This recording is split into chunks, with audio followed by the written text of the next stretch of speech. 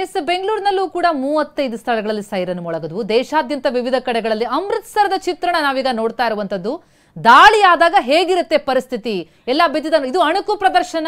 ವೀಕ್ಷಕರ ಗಮನಕ್ಕಿರಲಿ, ಇದು ಅಣಕು ಪ್ರದರ್ಶನ. ಅಂದ್ರೆ ಇಂತಹದೊಂದು ಪರಿಸ್ಥಿತಿ ಎದುರಾದಾಗ ಯಾವ ರೀತಿ ನಾವು ಸನ್ನದ್ಧ ಆಗಬೇಕು ಅನ್ನೋದ್ರ ಬಗ್ಗೆ ಜನರಿಗೆ ಜಾಗೃತಿಯನ್ನ ಮೂಡಿಸ್ತಾ ಇರುವಂತದ್ದು. ದಾಳಿ ಆಗುತ್ತೆ, ಆ ಸಂದರ್ಭದಲ್ಲಿ ಎಲ್ಲ ಚೆಲ್ಲಾಪಿಲ್ಲಿಯಾಗಿ ಬೆದರ್ತಾರೆ, ಆಗ ಅವರ ರಕ್ಷಣೆಗೆ ಹೇಗೆ ಧಾವಿಸಬೇಕಾಗತ್ತೆ ಅದೆಲ್ಲವನ್ನ ಇಲ್ಲಿ ಒಂದು ಅಣಕು ಪ್ರದರ್ಶನದ ಮೂಲಕ ಅರಿವನ್ನ ಮೂಡಿಸುವಂತಹ ಕಾರ್ಯ ಆಗ್ತಾ ಇದೆ. ಪಂಜಾಬ್ನ ಅಮೃತಸರದಲ್ಲಿ ನಡೀತಾ ಇರುವಂತಹ ಮಾಕ್ ಡ್ರಿಲ್ ಗಮನಿಸ್ತಾ ಇದ್ದೀವಿ. ಈ ರೀತಿ ದೇಶಾದ್ಯಂತ ಹಲವು ಕಡೆಗಳಲ್ಲಿ ಅಣಕು ಪ್ರದರ್ಶನ ನಡೀತಾ ಇದೆ. ಮಾಕ್ ಡ್ರಿಲ್, ಆಪರೇಷನ್ ಅಭಯ ಅಂದ್ರೆ ಇಡೀ ಸಾರ್ವಜನಿಕರನ್ನ ಜಾಗೃತಗೊಳಿಸೋದಕ್ಕಾಗಿ ನಡೆಸ್ತಾ ಇರುವಂತಹ ಒಂದು ಕಾರ್ಯಾಚರಣೆ ಇದು. ಯುದ್ಧದ ಸೈರನ್ ಮೊಳಗಿದಾಕ್ಷಣ ಹೇಗೆ ಸಜ್ಜಾಗಬೇಕು, ಜೊತೆಗೆ ನಮಗೊಂದು ಅಭಯವನ್ನ ಕೂಡ ಕೊಡ್ತಾ ಇದ್ದಾರೆ. ಏನೇ ಆದರೂ ಕೂಡ ತಕ್ಷಣಕ್ಕೆ ಹೇಗೆ ರಕ್ಷಣೆಗೆ ಧಾವಿಸುತ್ತೆ ಸೇನೆ ಅನ್ನೋದನ್ನ. ಅಗ್ನಿಶಾಮಕ ದಳ ಇರಬಹುದು, NDRF, SDRF ಎಲ್ಲ ಕಡೆಯಿಂದಲೂ ಕೂಡ ಡ್ರಿಲ್ಲಿಂಗ್ ನಡೆಸ್ತಾ ಇದೆ. ಮಾಕ್ ಡ್ರಿಲ್ ಮೂಲಕ ಎಲ್ರಿಗೂ ಟ್ರೈನಿಂಗ್ ಅನ್ನು ಕೊಡಲಾಗ್ತಾ ಇದೆ. ದೇಶಾದ್ಯಂತ ನಡೀತಾ ಇರುವಂತಹ ಅಣಕು ಪ್ರದರ್ಶನದ ಚಿತ್ರಣ ಇದು. ಅಮೃತಸರ ಪಂಜಾಬ್ನ ಚಿತ್ರಣ ನೋಡ್ತಾ ಇದ್ದೀವಿ.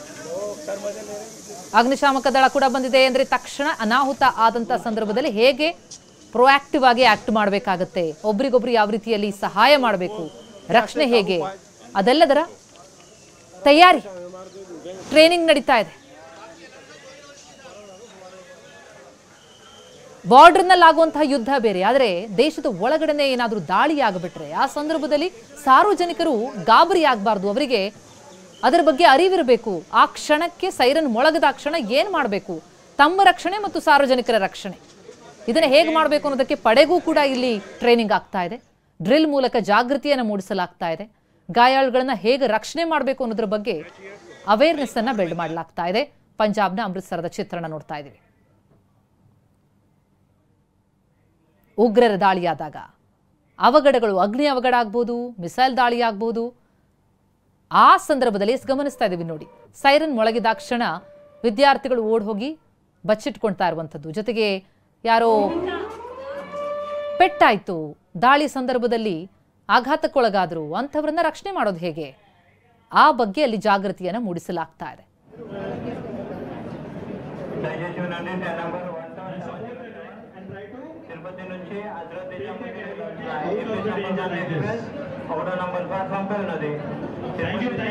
निजामुद्दीन तक जाने के लिए संपर्क एक्सप्रेस 1 नंबर प्लेटफॉर्म पर खड़ी है। नेक्स्ट है number 12707 from Tirupati to Hazrat Nizamuddin. Platform number 1 दयచేసి వినండి. ట్రైన్ నంబర్ 17653 కాజుల నుంచి పులిచేరి వెళ్ళాల్సిన ఎక్స్ప్రెస్ 4 नंबर प्लेटफॉर्म पर ఉన్నది. काजूला से पुलिचेरी जाने वाली एक्सप्रेस 4 नंबर प्लेटफॉर्म पर खड़ी है। ट्रेन नंबर 17653 काजूला पुलिचेरी express is on platform number 4. 400 seat is being demonstrated by scouts and guides.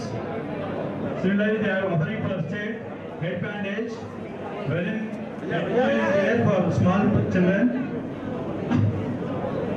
They are provided a ring pad so that the injury doesn't aggravate a lot, and at the same time they are bandaging it nicely.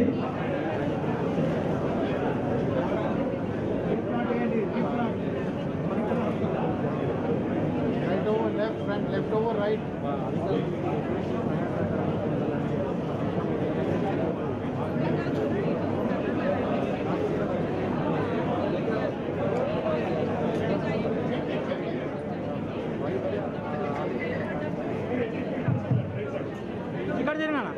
Nagaraj, where is the USP team? Keep your team ready. Next event is the UXB, that is the unexploded bomb. As you are aware,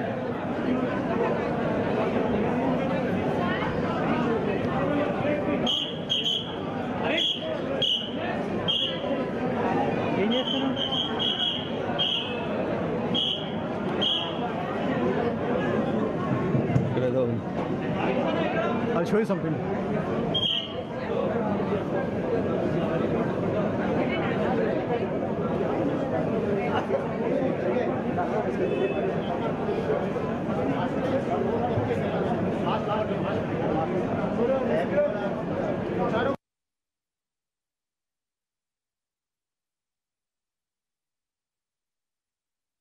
ನೋಡ್ತಾ ಇದ್ದೀವಿ ಪ್ರತಿ ಭಾಗದಲ್ಲೂ ಕೂಡ ಅಂದರೆ ಬೇರೆ ಬೇರೆ ಭಾಗದಲ್ಲಿ ಬೇರೆ ಬೇರೆ ರಾಜ್ಯಗಳಲ್ಲಿ ಎಲ್ಲ ಕಡೆ ಸೇರಿದಂತೆ ಅಣುಕು ಪ್ರದರ್ಶನವನ್ನು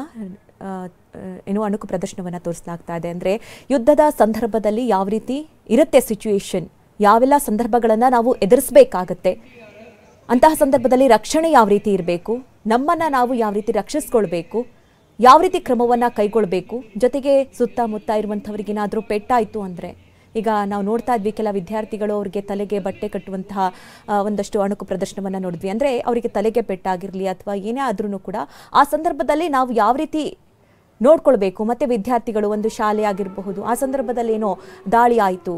ಈಗ ಯುದ್ಧ ಅಂತ ಅಂದರೆ ಗಡಿಭಾಗದಲ್ಲೇ ಆಗಬೇಕು ಅಂತಿಲ್ಲ. ಈಗ ದಾಳಿಕೋರರು ಪ್ರವಾಸಿಗರ ನೆಪದಲ್ಲಿ ಬಂದು ಏನು ಪಹಲ್ಗಾಮ್ನಲ್ಲಿ ಅಟ್ಯಾಕನ್ನು ನಡೆಸಿದ್ರು, ಆ ರೀತಿ ದಾಳಿಕೋರರು ಎಲ್ಲಾದರೂ ಅಡಗಿ ಕೂತಿರಬಹುದು, ಎಲ್ಲಾದರೂ ದಾಳಿ ಆಗಬಹುದು. ಆ ಸಂದರ್ಭದಲ್ಲಿ ಹೆಚ್ಚಿನ ಜನ ಪ್ಯಾನಿಕ್ ಆಗಿಬಿಡ್ತಾರೆ. ಪ್ಯಾನಿಕ್ ಆಗಿ ಏನು ಮಾಡಬೇಕು ಏನು ಅನ್ನೋದೇ ಗೊತ್ತಾಗೋದಿಲ್ಲ. ಆ ಸಂದರ್ಭದಲ್ಲಿ ಪ್ಯಾನಿಕ್ ಆಗಿ ಎಷ್ಟೋ ಜನ ಜೀವವನ್ನು ಕಳ್ಕೊಳ್ತಾರೆ. ಅದೇ ಅಂತಹ ಘಟನೆಗಳು ಆಗಬಾರ್ದು. ಆ ಸಂದರ್ಭದಲ್ಲಿ ಯಾವ ರೀತಿಯ ಸಿಚುಯೇಷನ್ಸ್ಗಳನ್ನು ನಾವು ಎದುರಿಸಬೇಕಾಗತ್ತೆ, ನಾವು ಯಾವ ರೀತಿ ಕ್ರಮವನ್ನು ಕೈಗೊಳ್ಳಬೇಕಾಗತ್ತೆ. ಈ ಹಿಂದೆಯೂ ಕೂಡ ಏನು ದಾಳಿ ಆಯಿತು ಆ ಸಂದರ್ಭದಲ್ಲೂ ಕೂಡ ಹಲವು ಶಾಲೆಗಳಲ್ಲಿ ವಿದ್ಯಾರ್ಥಿಗಳಿಗೆ ಯಾವ ರೀತಿ ತಪ್ಪಿಸ್ಕೊಳ್ಬೇಕು, ಆ ಸಂದರ್ಭದಲ್ಲಿ ಏನೆಲ್ಲ ಯಾವ ರೀತಿ ನಡ್ಕೊಳ್ಬೇಕು ಅನ್ನುವಂಥದ್ದನ್ನು ಕೂಡ ಹೇಳ್ಕೊಡ್ತಾ ಇದ್ರು. ಅದಾದ ನಂತರದಲ್ಲಿ ಇದು ದೇಶದಾದ್ಯಂತ ಇದರ ಅರಿವು ಮೂಡಬೇಕು ಅನ್ನುವಂಥ ನಿಟ್ಟಿನಲ್ಲೇ ಇವತ್ತು ಒಂದು ಮಾಕ್ ಡ್ರಿಲ್ ಅನ್ನು ದೇಶದಾದ್ಯಂತ ಹಮ್ಮಿಕೊಂಡಿರುವಂಥದ್ದು. ಅದರ ಒಂದೊಂದೇ ದೃಶ್ಯಗಳನ್ನು ನೀವೀಗ ಗಮನಿಸ್ತಾ ಇರುವಂಥದ್ದು.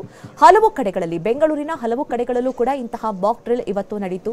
ಕೆರೆಯಲ್ಲಿ, ಜೊತೆಗೆ ಹಲ್ಸೂರ್ ಗೇಟ್ನ ಆ ಭಾಗದಲ್ಲಿ, ಮತ್ತು ವೈಯಾಲಿ ಕಾವಲ್, ಚಾಮರಾಜಪೇಟೆ ಸೇರಿದಂತೆ ಹಲವು ಕಡೆಗಳಲ್ಲಿ ಇವತ್ತು ಮಾಕ್ ಡ್ರಿಲ್ ಆಗಿರುವಂಥದ್ದು. ಅದರ ಎಕ್ಸ್ಕ್ಲೂಸಿವ್ ದೃಶ್ಯಗಳನ್ನು ನೀವು ಗಮನಿಸ್ತಾ ಇದ್ದೀರಾ.